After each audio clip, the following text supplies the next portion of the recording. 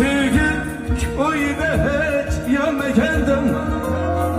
Uyangandim, sevgide ya uyangandim. Endi uning orzulari ro'yobga kechdi. Ayting barcha haqiqatni kutmasam hech. Ishontirib qo'yganmidim gumonlik.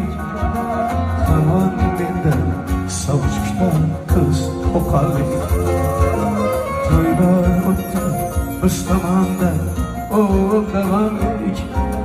To'ylar o'tdi sarpo keldi zar choponlik. Xo'p yomonlik qildim men, xo'p yomonlik.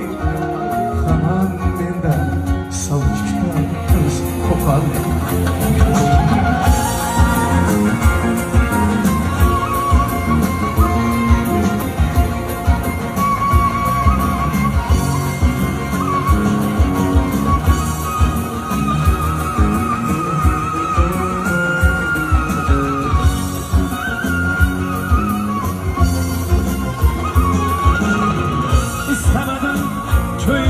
Çok tanışımlar.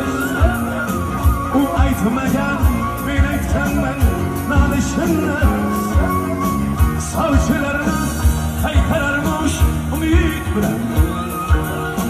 Tutarmish hamon meni. Taqdir ekan ikkimizni otib ayrab. Bu yakundir ya intiho yoki biz hamınca kül bulmuş seferlik. Menden savcıkta kız kokanlık.